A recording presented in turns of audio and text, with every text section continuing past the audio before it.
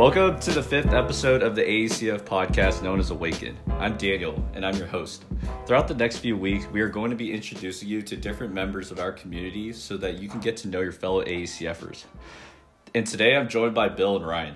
Originally from Oregon, Bill is the treasurer for the Phi Chi Theta Business Fraternity and former finance coordinator for AECF, while Ryan is a small group leader for Asian American InterVarsity and AECF's Military Coordinator. You can join Ryan's small group every Tuesday at 7 p.m. on Zoom. Welcome to the podcast, Bill and Ryan. What's up, guys? Hi. Hey, Daniel. Thank you for having me. Yeah. How have you guys been holding up with quarantine? I haven't been really doing anything at all. Playing League. What about you, Ryan? Yeah, same. I've been playing a lot of League as well. I just been I don't know, spending a lot of my days hanging out in the quad by myself and no one else, and it's aight. Yeah. Huh, you loner. You're a loner, bro. Oh man. Yeah. I haven't been doing much either, but it's starting to get to me a little bit. I start feeling just being inside too much. Crazy. Yeah. And I don't know how long this is really going to go. I heard that on Reddit, at least, that they might push fall quarter online. And if that happens, I'm done, bro. Oh no. I'm actually just don't even go to school, man. Just drop out. Just drop? It's okay. Drop out? Yeah. Dude, you might as well, actually. Yeah, I was thinking about that. What if I just took a semester at a community college instead and just saved a ton of tuition? Yeah, actually, it's definitely not worth the online classes you're paying for outside tuition. Yeah, that's horrible. Okay, so I guess to really get started, something I found really interesting about you guys was that both of you guys were really involved in martial arts before you guys came to college. Especially Ryan, you were a martial arts instructor for 2 years at Sunrise Taekwondo in high school. I was wondering, what's one self-defense technique you would teach a beginner in case they got into a fight or something?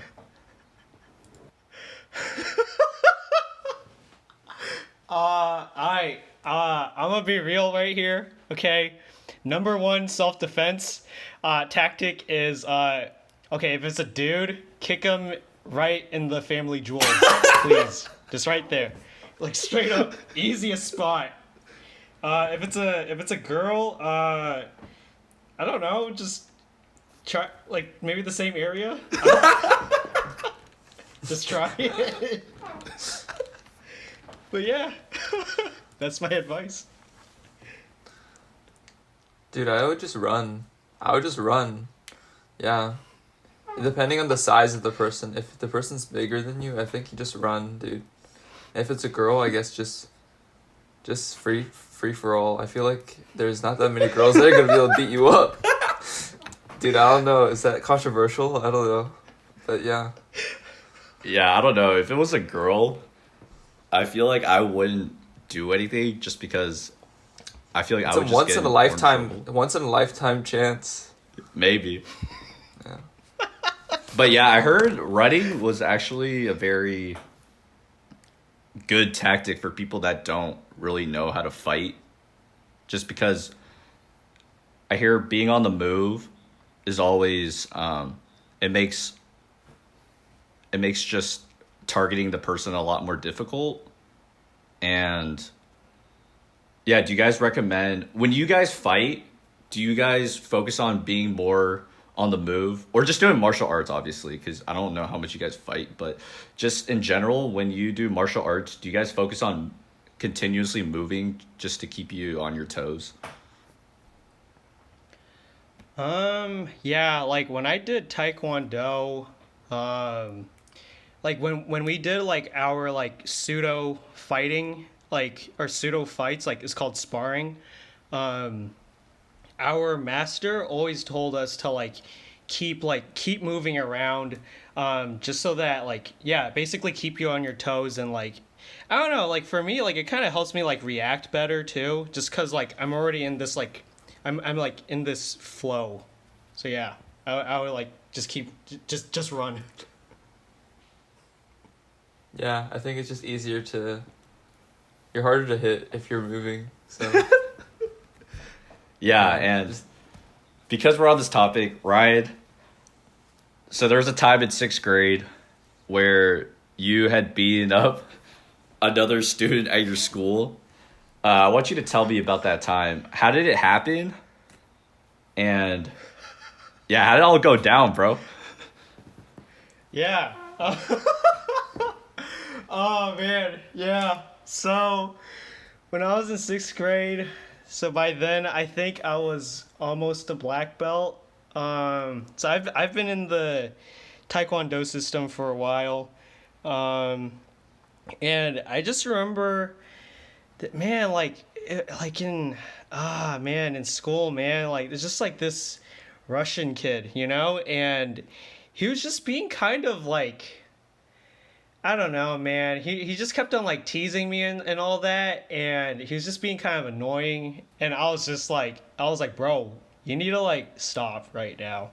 And he was like, no, in like a Russian accent. I'm not gonna do a Russian accent right now, but he said no, in that, and he just kept on like kept messing around with me, and then I don't know. I think I just got kind of fed up, and then I just I kicked him. You know, I kicked him like in his like on in his leg or like his shin area, right? And my teacher saw me do that, and then I saw her, and I was like, oh no, it's over. And she was like, Ryan, timeout. And I was like, oh no. What was the kid's name? Frank. Frank. Okay. I don't think I know him. Oh yeah. And I don't know. I was in the timeout corner for like about 15 minutes, and then my teacher was like, "All right, Ryan, are you gonna behave well now? Are you gonna stop kicking people?" And I'm like, "Yeah, I guess." And then she was like, "You're gonna say sorry?" Then I said sorry to the guy, and that was it. But yeah, that was pretty. That's pretty good. Was that the last time you beat up someone? Um,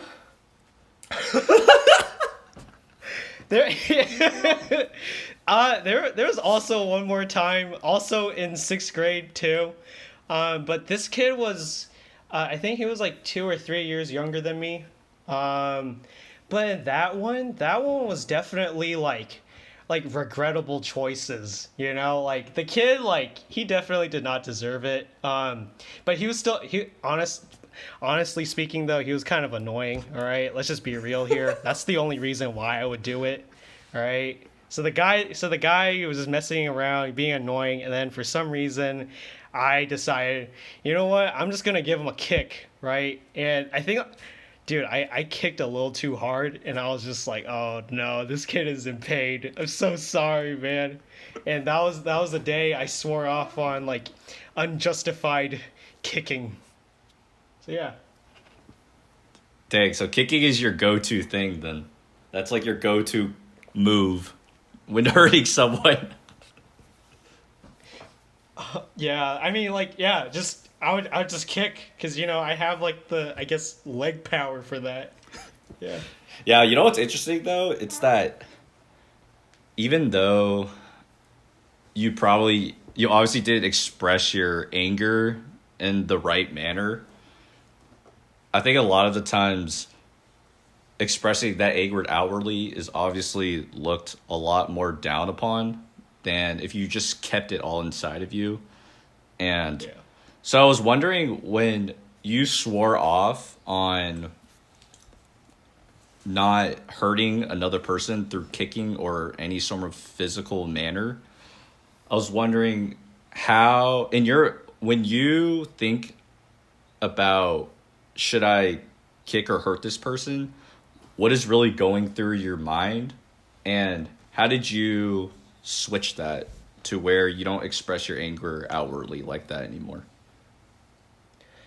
So the way I think about it is, well, obviously, like in life, there's just gonna continue to be people that are gonna be, I guess I say, annoying, right? And makes me want to act out sometimes. But the way that I control myself is like I can't bring myself to make another person feel that much pain again, and it's just like that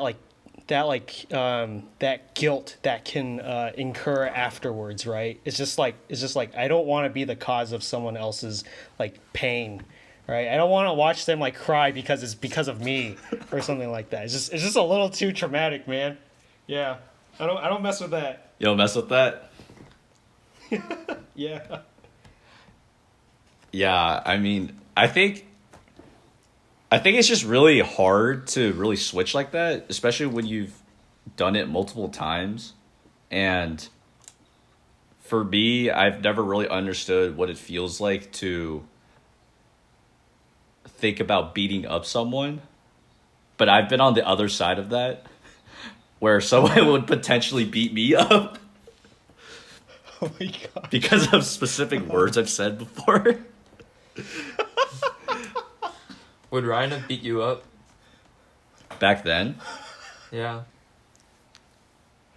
No, I don't think so. Well, I guess Ryan was really, like, from what he has said, it sounds like he wasn't really good with people specifically triggering him. And so, in that aspect, yeah, he may have potentially striked me in some way. But for me, obviously, I don't really understand what a person is going through when they're thinking about, should I beat this kid up or not? And I think a lot of people don't really understand that. So I was wondering if you could take me through that when you're thinking about, should I teach this person a lesson or not? Yeah. Yeah, like I don't know.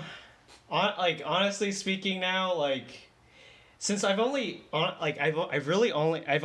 that like only like two times, right, in my life, and I can't really like I can't really give that much on that certain question. Like I don't know. It's yeah, just I don't know, man. Like just learn how to feel guilty. Have compassion on others, man. That's all I can like say. I think. Do you think it's just a super impulsive moment where you're just not thinking and you just go for it? Yeah, it's definitely very impulsive. Those kicks, very impulsive. I did not second guess myself. I was just like, I'm gonna kick this guy right now. Dang. Yeah.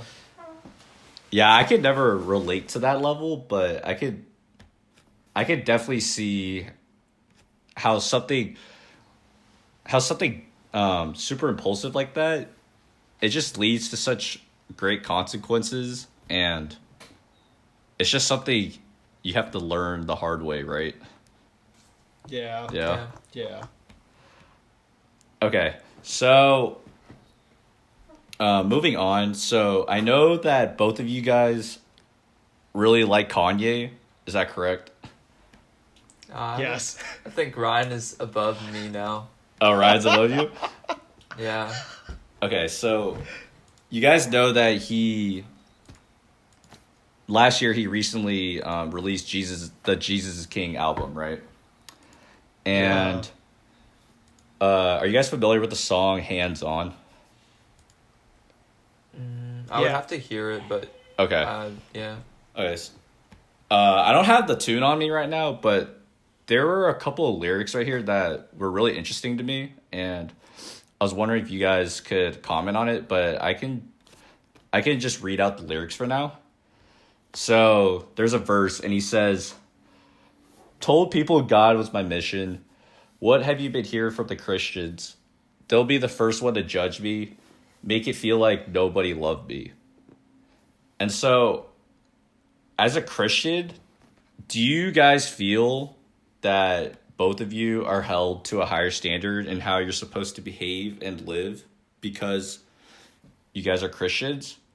And if you do think that, do you think it should be like that, or do you think it should be something else?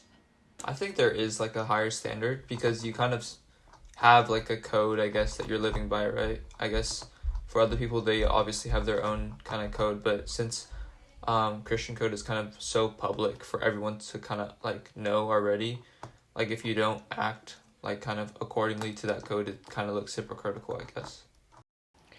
Yeah. Yeah. I think Bill said it pretty well. Like, yeah, that's always been like my thing, like as a person too, as a Christian too, is just like I have to make sure that what I'm saying is not, yeah, it's like I'm not going to be a hypocrite, right? I have to make sure that I'm consistent with my values. And I feel like that's like a,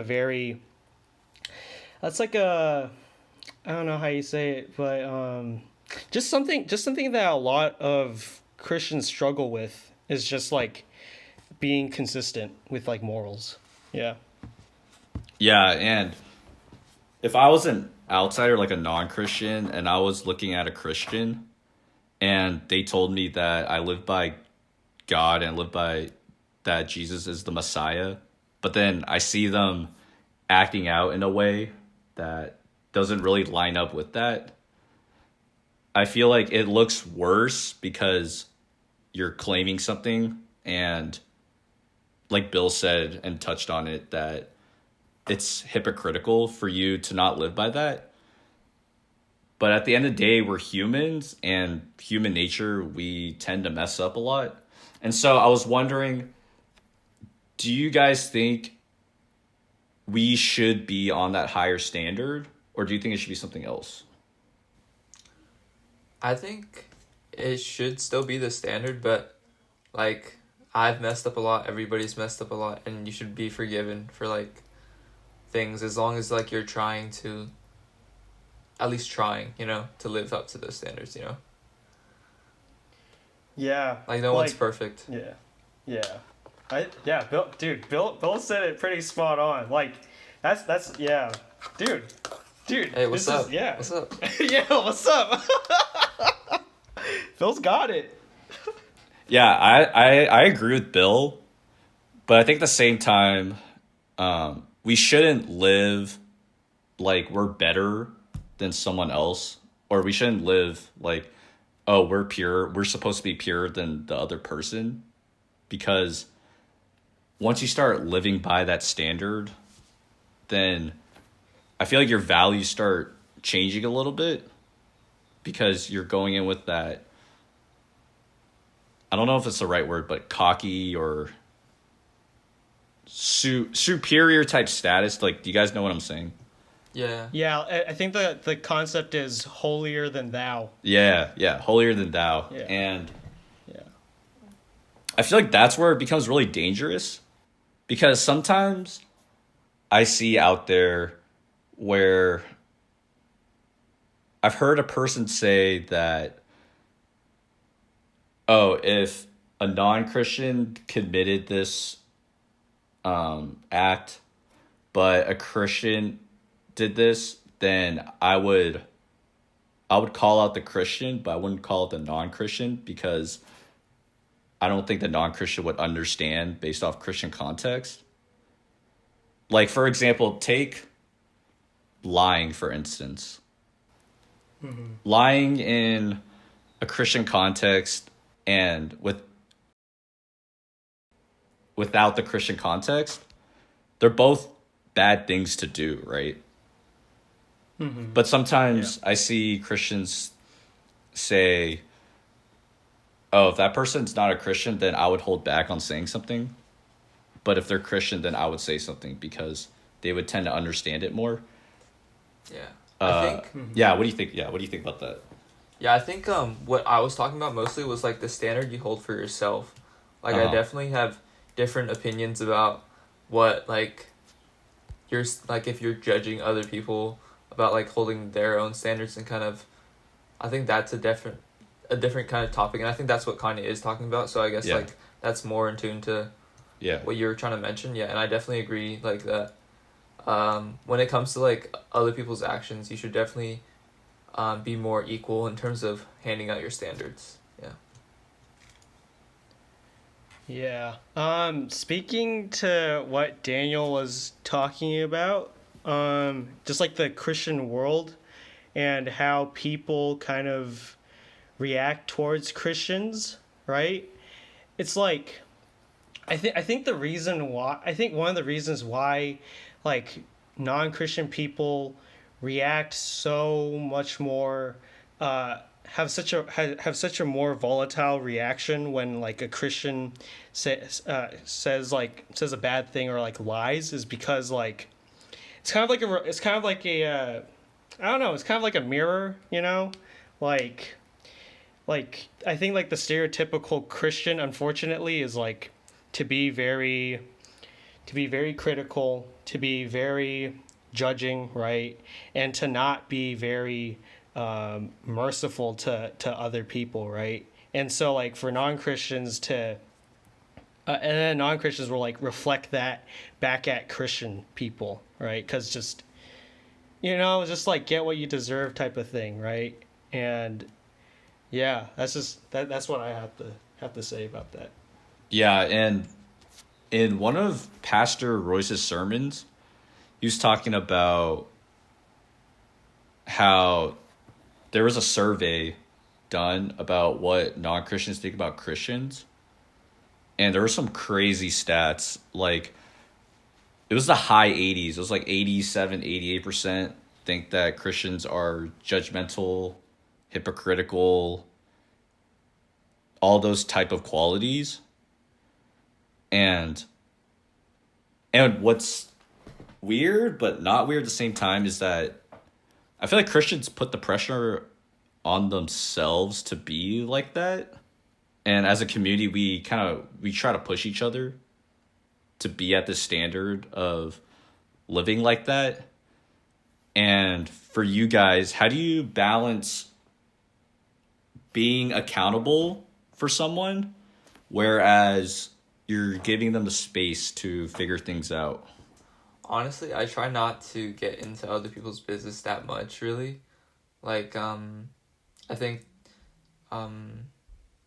like, Christianity, like, does teach us, like, we should help each other, like, when you're, like, struggling, especially, and things like those type of things. But when someone makes a mistake and they know they made a mistake, I don't think it's really productive to go out and kind of shame them or even point it out to them if they already know that what they did was wrong, unless they did something wrong and they don't know about it. I think it is important to point it out, obviously, like, respectfully, but other than that, I tried to mostly, like, stick to, like, improving myself in those kind of aspects. Yeah, same here. It's just like just keep things, just keep it to yourself, just I yeah, like I don't know. That's a very like how do I say this? Like I resonate with that topic a lot because I had to think about like myself, right? Like I don't think I'm a very like I guess like quote unquote normal Christian, right? Like I have like my vulgar tendencies. I have like my weird like antics, right?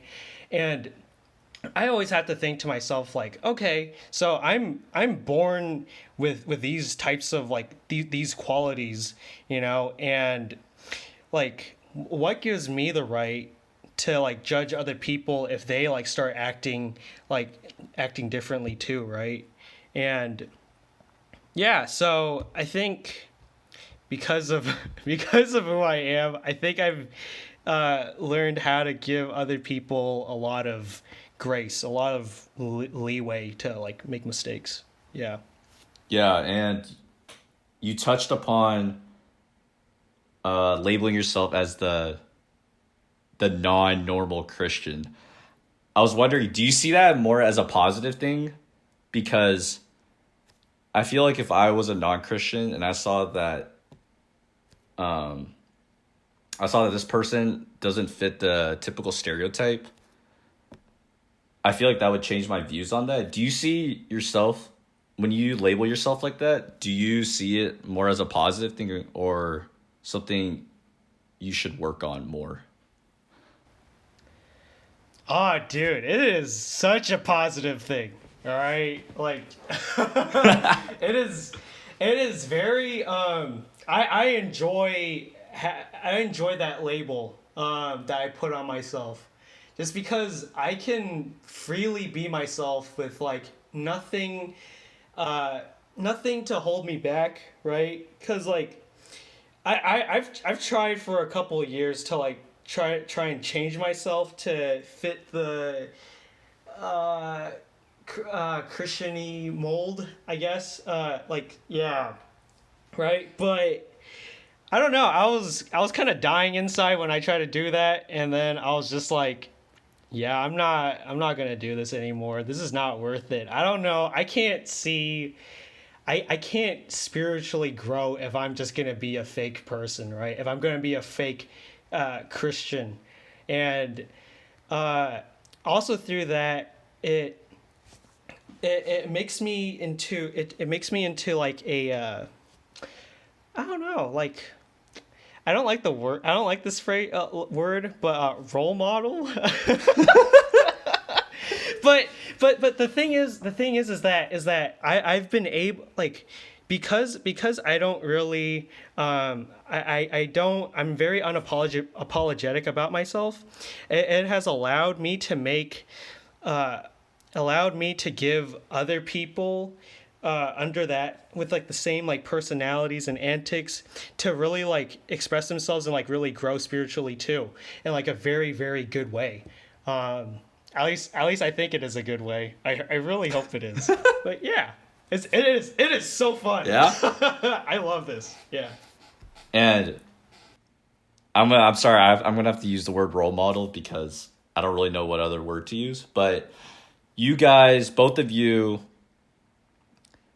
have been leaders for younger kids in different ways. Bill, you were a vacation Bible school counselor for 6 years. And Ryan, you were a youth leader at the Christian Missionary Alliance. And so I was wondering, is there a story that sticks out to you from that experience that has allowed you to grow or allowed you to change your perspective on something? I don't know. In general, I really like hanging out with kids. I think Ryan's the same way in that there's a lot of innocence in them, and they surprise you sometimes with like the knowledge they have and the wisdom they can actually bestow on you. And I think we can learn a lot from like young children and stuff like that, and the way they like view the world actually. Yeah. Dude, like I feel like vacation Bible school kids, VBS kids are like they are wild. Yeah, like Bill said, they know a lot, you know?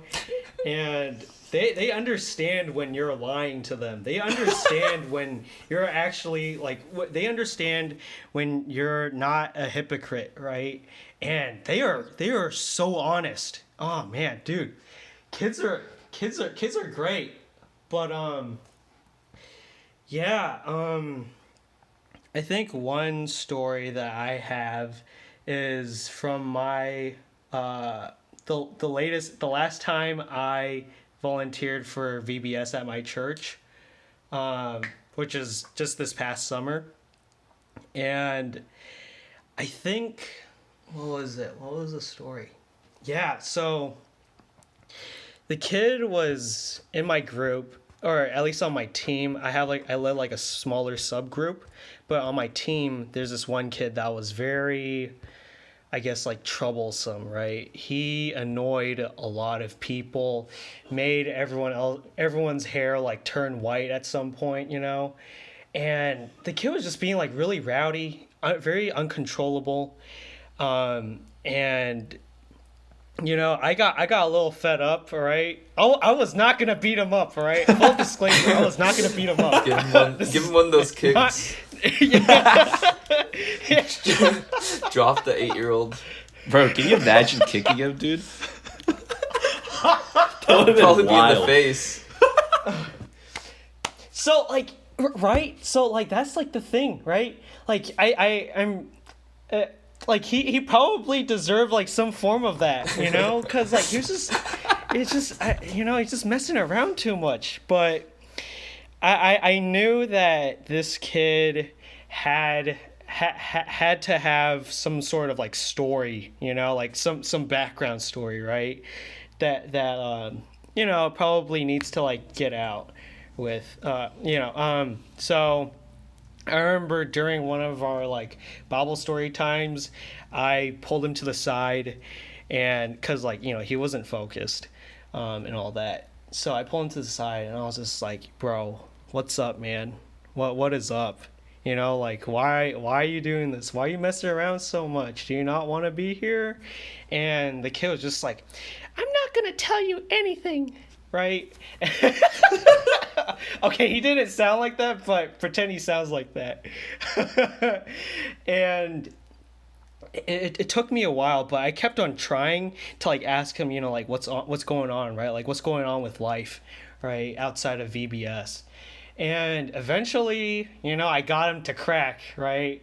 And I was like, "Hey, nice," right? So it turns out that like he was actually going through like a lot of like family troubles, right? Like he told me that like was it last year, just a couple months before, or very recently, he told me like yeah, mom and dad, they divorced, right?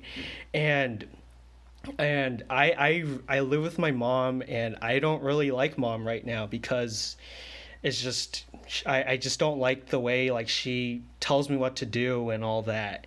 And I just want to run away, and I miss my dad. I really miss my dad, cuz he took me out to he just spent time with me and took me out to go get McDonald's after school and all that. And dude, when I listened to that story, when he was telling that to me, I was on the verge of tears, but I knew I had to hold it in to be like, be strong for him. I was just like, dude, I love you, man. Like, oh yeah. That kid was that kid was a very good kid.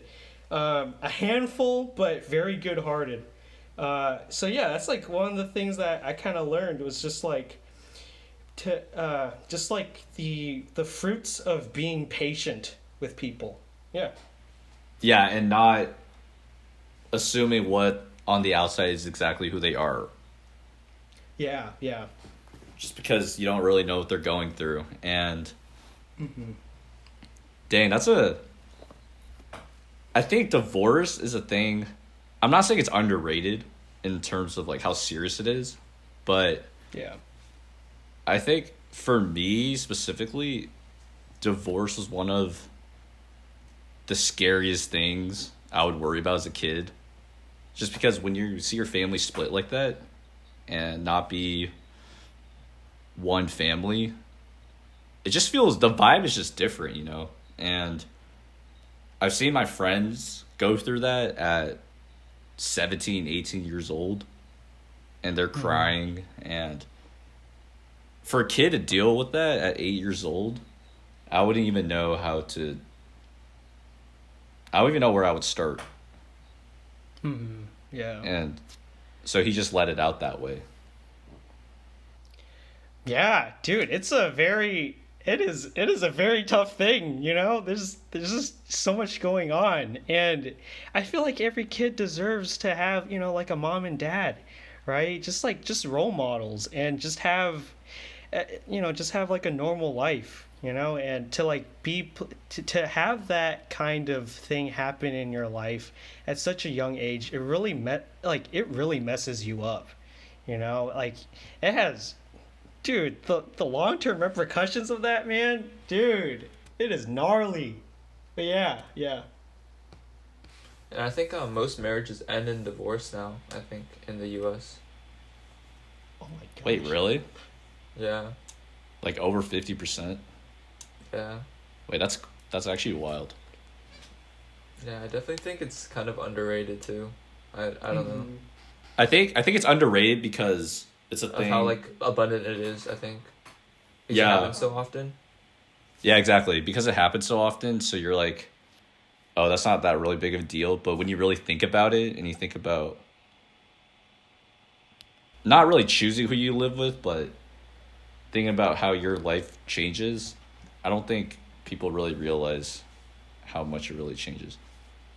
I know another topic that we might talk about is The Office, but Toby talks about how his parents make him choose between the two in court to testify against both of them, and I feel like that was like super sad. Like I Yeah. don't know if you remember that, but like Yeah. because Michael has to like testify against Dunder Mifflin, and Toby's like, I had to testify against like both my parents in Yeah. the divorce court. Yeah. Like, I feel like that'd be terrible to go through. Well, speaking of The Office, Bill, The Office is your all-time favorite show. Is that correct? Yeah, I think it's definitely top 3, Top 3? but I've seen it the most. Like I'm the most addicted to that show of anything. How many times like- have you watched it? I don't know, at least 20 now, but My gosh, Bill. I mean, I don't watch it anymore though. I like listen to it though. I just listen to it. Have you listened to the podcast? Yeah, I'm listening to the Office Ladies. Yeah. Yeah. Yeah, I'm listening to that. I listened I'm to not caught up right now. Oh, whoops. Wait, what's up? I'm not caught up though right Oh. now. I think I'm like 2 podcasts behind. Did But you I feel did like you it, Oh, sorry, my bad. oh, it's an okay podcast, but I feel like they talk about like random stuff like a little bit too much. Like Yeah. they're kind of annoying, low key. Yeah, I agree. I mean, I didn't really like Angela in the show, but her outside of the show is like worse in my opinion. No, it's like the complete opposite Yeah. of like the show Angela, you know? Yeah. Yeah. Like Which she's is like really super weird. happy and super talkative. Yeah. Yeah. Did you listen to the Diversity Day one? Yeah, I definitely did, but yeah. Is there something you like remember? Yeah, I remember. Do you remember how they came up with the note card story? Where they put the note card on their head? Oh, didn't it happen in real life or something? Yeah, it happened in real life. Yeah. What? Yeah. Yeah, it happened. What? I don't remember who it was tied to, but it happened in a class where the instructor told them to put a different race on their head and for them to go and I don't think it was guess what race they had, but it was something similar to that concept. Dude, actually, Oh me my and Ryan God. have a pretty funny story that, do you remember freshman year, Ryan, when we did the thing with SCAC? Where we did the thing, I think it was for Tony's birthday. Oh yeah. Oh my gosh, yeah. I think that was the cringiest moment of one of the Oh my cringiest moments of gosh. my life. Oh my Hey, you should gosh, tell it. What yeah. is it? What happened? No, I'll let Ryan tell it. I don't know if I want to tell this, but Ryan can do it. Oh wait, okay. I don't know if I remember it exactly. Okay, but all right. But it's like a real life what episode was it? It was about like Oh, the we did the card thing, I think. Oh, okay, yeah. We did the card thing. Oh my gosh, we did Dundies. Yeah, then we did Yeah. the Dundies. Oh, We no did way. And then, Dundies, do you we remember did- we awarded yeah. somebody? Yeah. I remember this. Okay. So, okay, imagine like a nice like apartment lounge and we have like the whole like banner saying like it is your birthday, right? And we're doing like a bunch, it was like office themed. So we did like the whole like race card thing. And then like we were moving on to Dundies, right? And the Dundies were supposed to be kind of like a roast, you know? It's supposed to be like a Yeah. like a light roast. I think I got like most likely to look like a hedgehog or something like that. Yeah. I think I did something okay. like that. Yeah. Okay. So in the tail end of that birthday party, it was some girl's turn to receive like this award, right? And the way the guy who's supposed to be Michael, in the show, the way the guy, the thing that he said was like, he brought up like, best, this award goes to having the craziest ex-boyfriend, right? And I think it was being the craziest ex. oh my gosh. Yo! Being the craziest ex. And everyone was just baffled. And they were like, holy crap, dude. And the girl she started, like, you can just see in her face. She was just, she was just so, like, just so sad. And then she just started, like, crying. And then everyone was just, like, really awkwardly, like, looking at each other. We're just like, oh my gosh, this is just like the Office episode. Dude, it actually ended like an Office episode. I never yeah. That was terrible. That was terrible. But eventually, eventually like they bounced back, so it was fine. But I think I ran away from that situation for a hot minute. Yeah. Yeah, I think something I just recently really realized, because I kind of started watching The Office again, is that a lot of those episodes, a lot of them could be relatable in some way in your life. And I was watching Dinner Party again. It's like, That one's relatable. dude, that one is relatable. Do you want me to tell it? Yeah, sure. Yeah. Okay. So, before my tenure at UW really started, I had recently moved in, right? And so I had, let's say, a peer, because I'm not really friends with this person. So she had wanted to invite everyone from the Bay Area to her frat house for a dinner, right? And I knew instantly it was going to be a disaster, but because Kevin and George committed so fast, I had to basically commit because she knew that I'm roommates with them. And so I was like, shoot, I have to go, man. And I was trying to get out of it before because I knew it was going to be god awful. And I just couldn't, because I guess out of respect and guilt in the same way.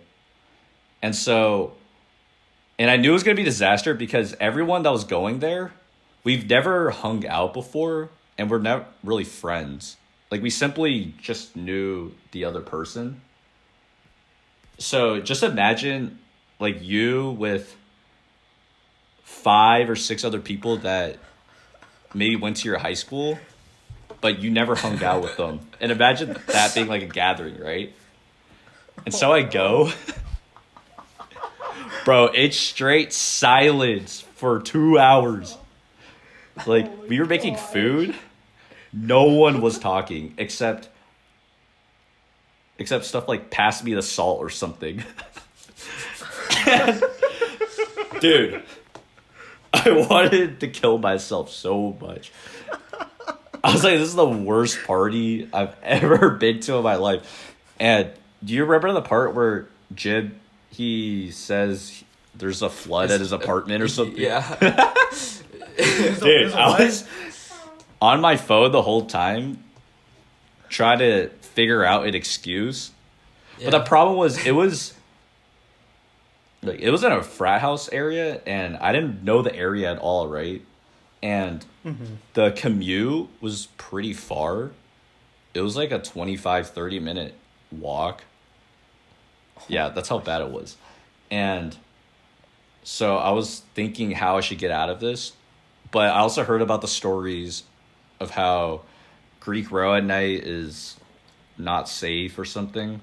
And being by yourself is not necessarily the best thing to do. So I had to basically stick it out for 2 hours. But dude, it was straight silence for 2 hours. Just imagine that. A gathering where it's all silence. Obviously, the host wasn't like Michael and Jid, who basically made it as awkward as possible. But it was awkward in that way. Yeah. And when we were leaving, the host was like, "Hey, you guys want to go bowling or something?" And I was just like, "No, bro." I was like, "No." I was like, "Sorry, I have other plans. I didn't plan on being here for that long." And then, so that was the end of that. But then the funny thing was at the end of the year, so the end of freshman year, the host again invited us to another dinner party with the same people. And bro, I just left the chat. I was like, nah, man, not again. Yeah, so that's my dinner party story. I love it. That was horrible. Do you guys laugh like in awkward situations? I always like can't help but start laughing. Like just obnoxiously laughing because of just how awkward things are. Because I'm so used to the cringe that now I just like start laughing.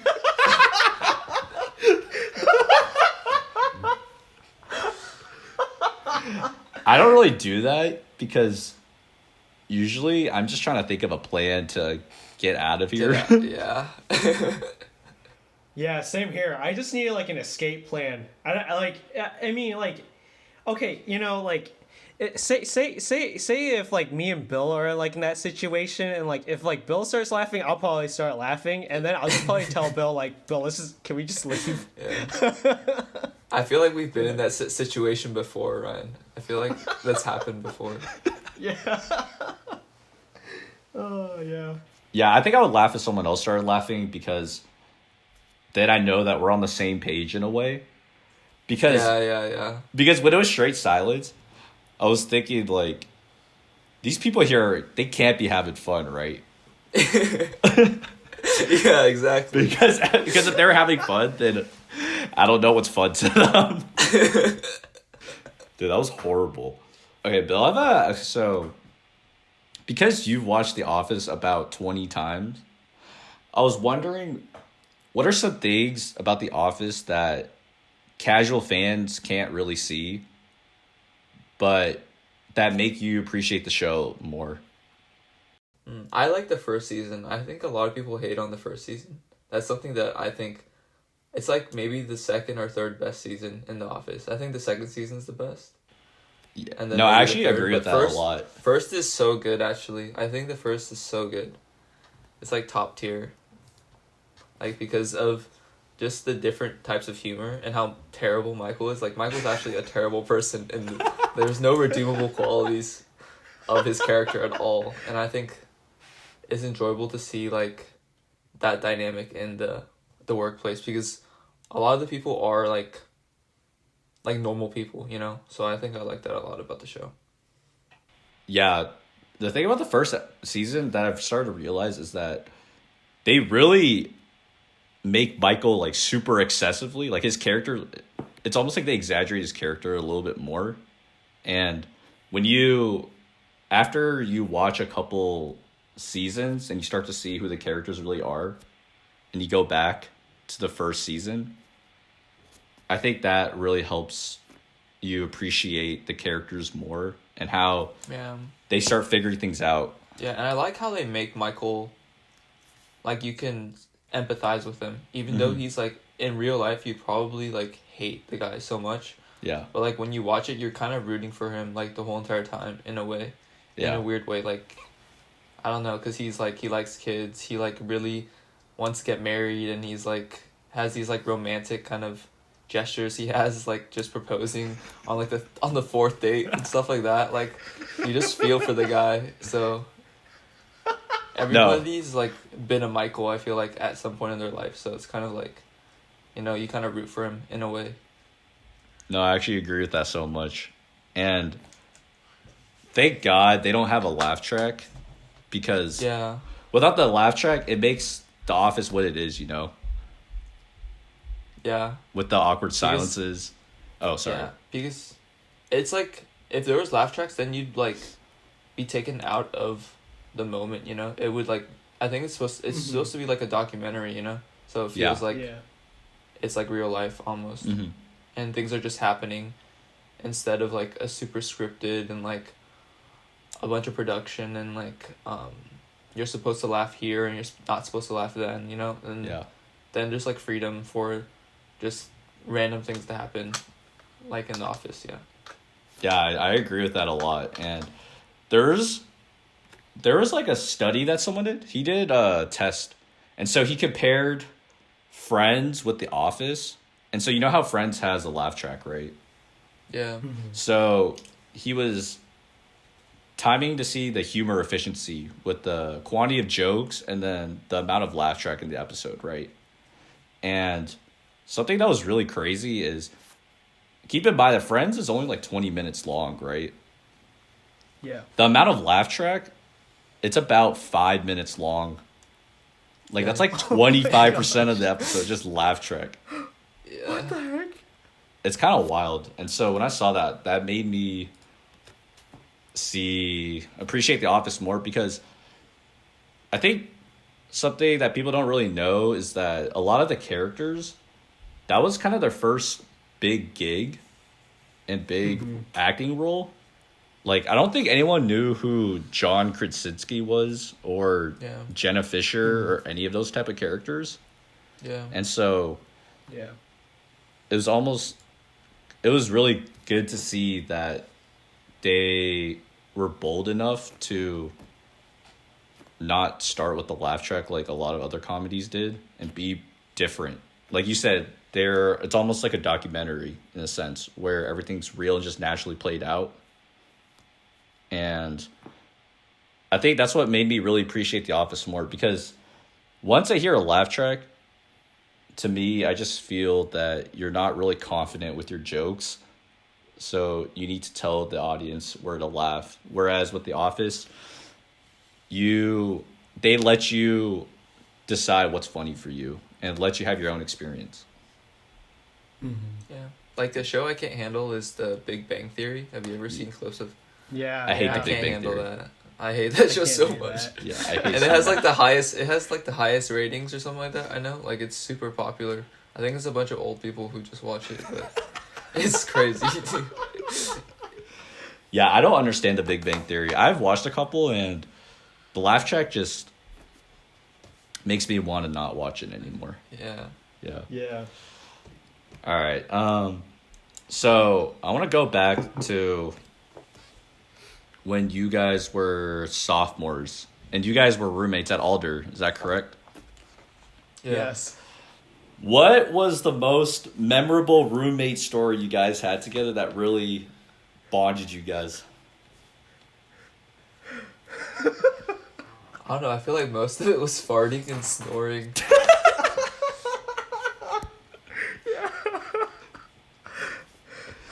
Is there any Yeah, is there any mostly. specific story? Yeah. I can. Yeah, Ryan could tell us because I was asleep. tell it. So Oh man. Oh, I love it. I loved being roommates with Bill and Andy. Dude, that was a really fun time. Yeah, it's like in Alder. Okay.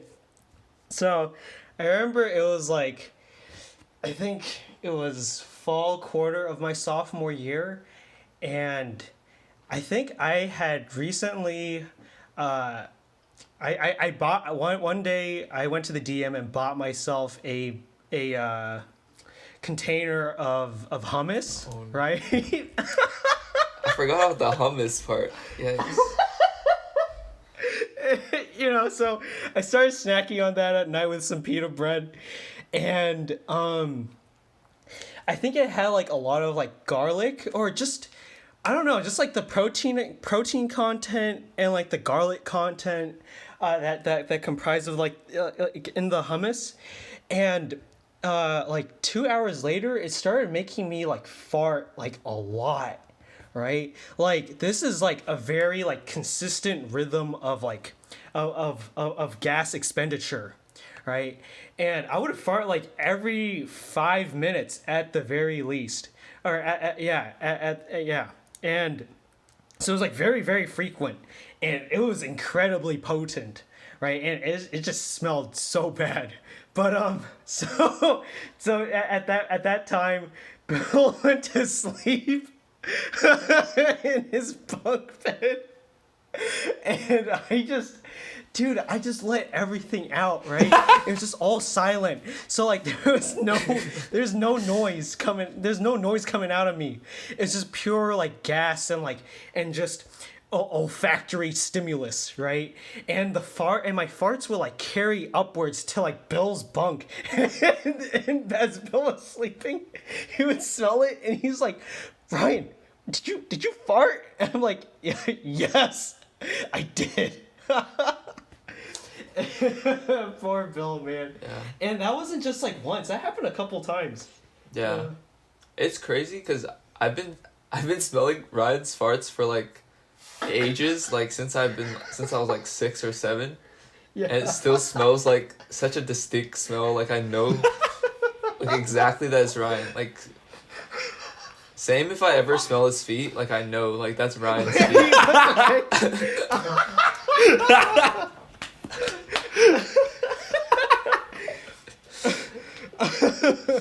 Because Ryan used to do this thing where he would like cup his farts and he would just go right in front of you into your face and just fart, or he'd cup them and just put them into your face.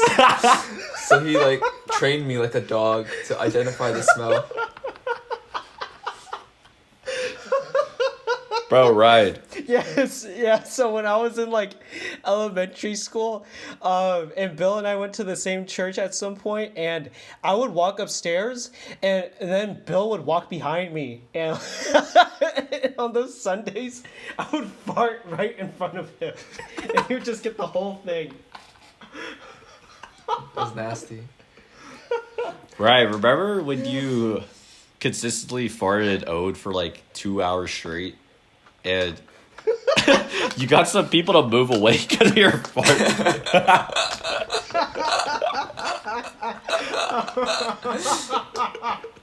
Yeah, I remember that. Bro. Oh man.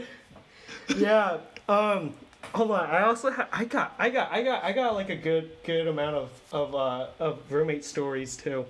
I'll just keep it like only to a couple. But like it was just like those like fart moments.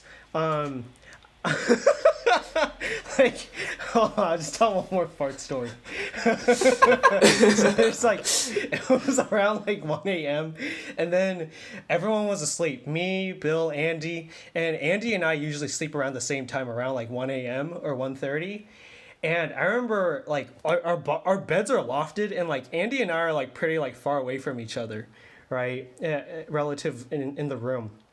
And I remember I just like laid out like a stinker, right? And I just like pushed it towards Andy's direction, and then like it had some lag time, but like I think after like 5 seconds, Andy starts smelling it, right? And then he was just like, "Oh, bro, what the hell? Like, why does it smell so bad?" And then he's just like squirming in his bed. It's just so funny.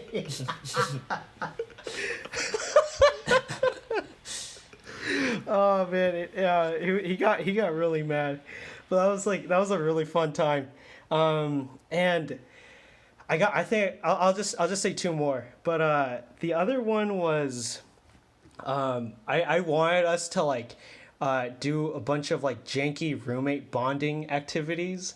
So one notable one was we would all go to the DM, and we bought like we got like the set of like frozen fried chicken, right? So like the whole like chicken breast, like the thighs, the chicken wings, right? The whole spiel, a whole shebang, right? And like we microwaved it, and we the way we ate it was like we had like the box, the container as the original, as the dining table, right? And then we used like paper towels as our plates, and we just ate off the floor.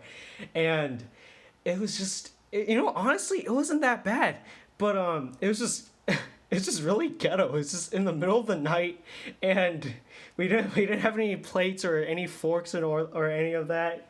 But it was a really fun time. Anyways, so the last story that I have is actually very wholesome. So I remember like it was us roommates and then Joshy going to like Yuwaji Maya one time, or was it? I think it was all of us. But I remember I saw this like Godzilla T-shirt in the bookstore at Yuwaji Maya, and I was just like, bro, this shirt is kind of lit, you know, like it has like some nice designs and all that. But the thing was, it was like $50, and I was like, bro, I'm not paying that much for like a T-shirt. That doesn't make any sense, right? And so, so I remember around like nearing my birthday, so like in like towards the end of like winter quarter, I remember Andy asked me to like we just like went to go asked me to hang out right at like Misum, and it was like to hang out with like Andy, me, Bill, and Josh, right? Went to Misum, and we sat down at a table just hang out, and then Andy was like, yo Ryan, you know, like we got you a gift, bro. And I was like, really? You got me a gift? What is it? And then he handed me the package, and what it was I opened it, and it was a Godzilla T-shirt. It wasn't the Yuwaji Maya T-shirt, but it was like Godzilla like T-shirt, right? And I was just, dude, that was a lit moment, all right? Because I knew at that moment I was like, bro, I got some real friends, you know, like I freaking love them, because like. It wasn't so much about like the T-shirt, but it's just like the thought and like the attention to detail, right? And yeah, I was just that was a very, very good time. Yeah. Okay, guys, before I let you guys go, obviously, you spent 4 years at Seattle. You've been born. Actually, I don't know if you guys have been born, but you guys have been raised in Oregon. And so, obviously, you guys are pretty familiar with the PNW. I was wondering, instead of just giving simple advice to ACFers, give me an eater's guide for restaurants at the PNW. What are your must-try spots? I like Maneki's. Yeah, Maneki's. Where's that? Yeah. It's in International Chinatown. District. Yeah. Okay. That's What do my they favorite sell? spot. My sushi spot, at least. Oh, okay. And then, I can't. Ryan, you go. I think Ryan's better for food stuff. He's a real foodie. Yeah. There's Maneki. Dude, the sashimi, the sushi. Oh my gosh, dude. Oh, that was like a serious like. That was a serious moment. That was so good. Worth all the hype. And there's a place in Capitol Hill. It's called Kedai Makan. It's a Malaysian restaurant, and they have some like really good, really interesting dishes. You just have to try that out. And then another one is, I think for Seattle, I like Ramen Donbo. I think that's like a pretty legit place. Not gonna lie. Yeah. Hey, shout out Patrice. Yeah, shout out to Patrice. And then in Portland. So in Portland, if you go to Southeast Portland, like just like the actual like ghetto Portland area where all the Asians are at, and it's kind of like gangster, all the Vietnamese restaurants, they are so good. I think like the best place there is like a place called Javiel, and they do breakfast and lunch. It's like a really like crappy looking hole in the wall place, but it's super, super good. And yeah, what else? I think, what else do I like? I like, wait, there's one more. It's like a chicken and rice place called Nong's Khao Man Gai. Yeah. Yeah, that one's pretty great too. A little bit expensive, but kind of guilty pleasure. So yeah, those are some places. Yeah. Also, I like the Pink Door. The Pink Door is like a American food place in Portland. It's a pretty good place too to try. Oh wait, okay, one more. There's a place called Tasty and Alder, and its sister branch Tasty and Daughters. Dude, that place, oh gosh, if you have like the candied yams, Yeah, go there too. All right. Thank you for the recommendations. So that's going to close it out. Thank you, Ryan and Bill, for coming on. Next week, we're going to have a special guest. If you read the Facebook post that I made, it's going to be P-Tom. And yeah, we'll see you then.